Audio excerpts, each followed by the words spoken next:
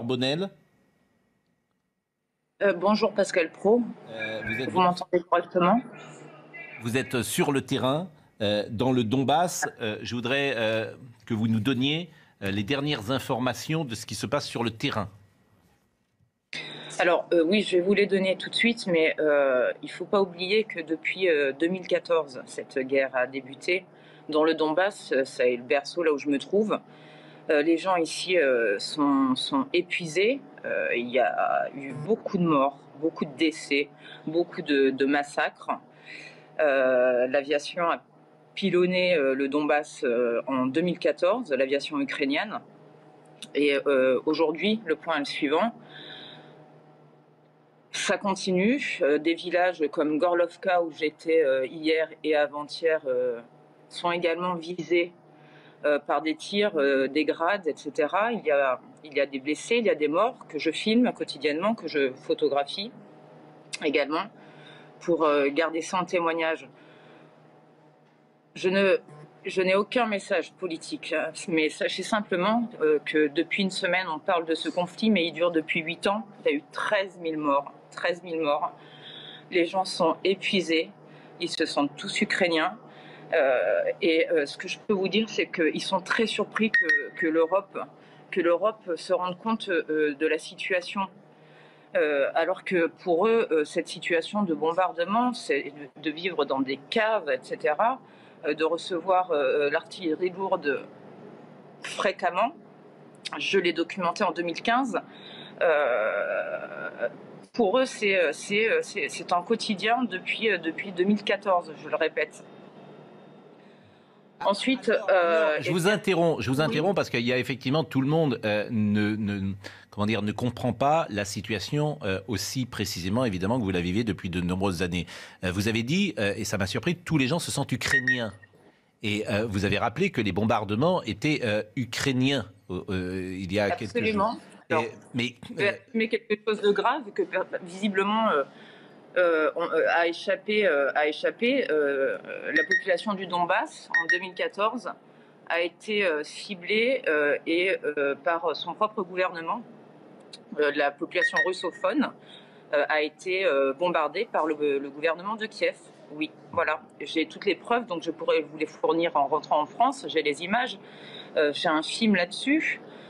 C'est incontestable. Mais aujourd'hui, les bombardements ou les exactions, elles sont russes ou elles sont ukrainiennes?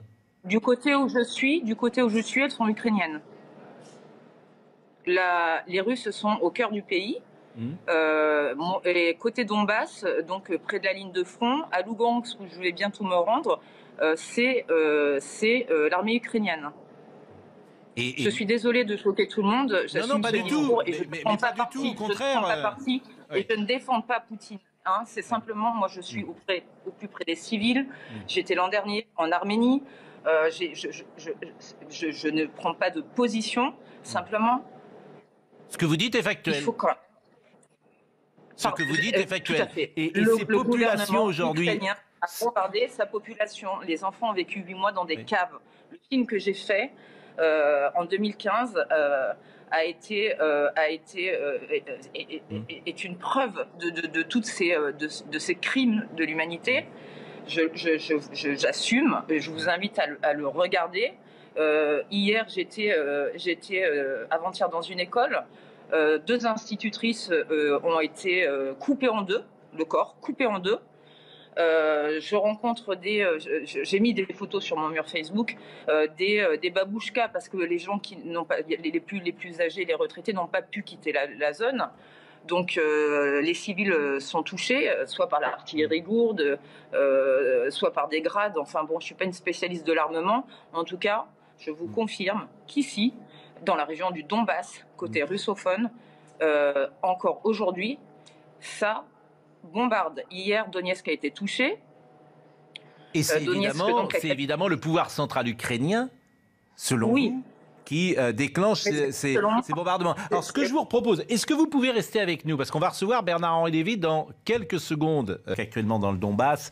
Et je voulais que vous interveniez simplement sur une nouvelle fois dans cette discussion, parce que vous nous donniez des informations qui vont sans doute surprendre ceux qui nous écoutent, puisque le Donbass, et vous le disiez tout à l'heure, est bombardé par les forces ukrainiennes Alors, depuis des années. C'est une forme de guerre civile qui est mise en place. 13 000 morts depuis 2014. 13 000 morts depuis 2014. Des chiffres, le 26 mai, le gouvernement de Kiev a bombardé sa population.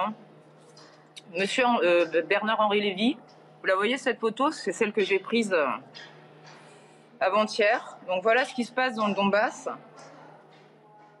Donc je suis d'accord avec vous, il faut arrêter cette guerre. Et regardez cette institutrice, vous la voyez là, coupée en deux. Je vous propose de peut-être... Ça, c'est les forces ukrainiennes. Bon, je continue parce que vous allez voir ce que c'est la guerre. Ça, c'est les abris, ça date d'hier. Hein. Je vous invite à aller sur mon mur. Oui, non, mais regardez bien, monsieur, s'il vous plaît. J'étais dans le Donbass, oui. Regardez cette famille là. Non, vous n'avez pas été là où je suis, parce que ça fait depuis 2014 qu'ils vivent ce qu'ils vivent là. Moi, je suis allé de Mariupol à Louhansk. Ne me coupez pas. Regardez, parce qu'à un moment donné, il faut avoir le courage de dire les choses. Non mais j'entends ce que vous dites, Anne-Laure Bonnel, mais moi ce qui m'intéresse... Je comprends, là, mais voilà ce qui se passe dans le Donbass. Vous voulez voir ce qui se passe dans le Donbass, voilà ce qui se passe dans le Donbass à Donetsk. Chacun a compris. Je suis pour que cela s'arrête sans délai. Bon, ce qui m'intéresse, chacun a compris votre message. Je comprends qu'on n'a pas l'habitude de montrer la réalité de la guerre, mais la guerre, c'est pas une statistique. Anne-Laure Bonnel, c'est des morts, c'est vous avez raison. Je comprends votre émotion, et vraiment, mais simplement, moi, je veux comprendre pourquoi Zelensky, puisque c'est Zelensky, bombarde-t-il depuis 2014 les Ukrainiens du Donbass? Mais je ne suis pas d'accord avec eux.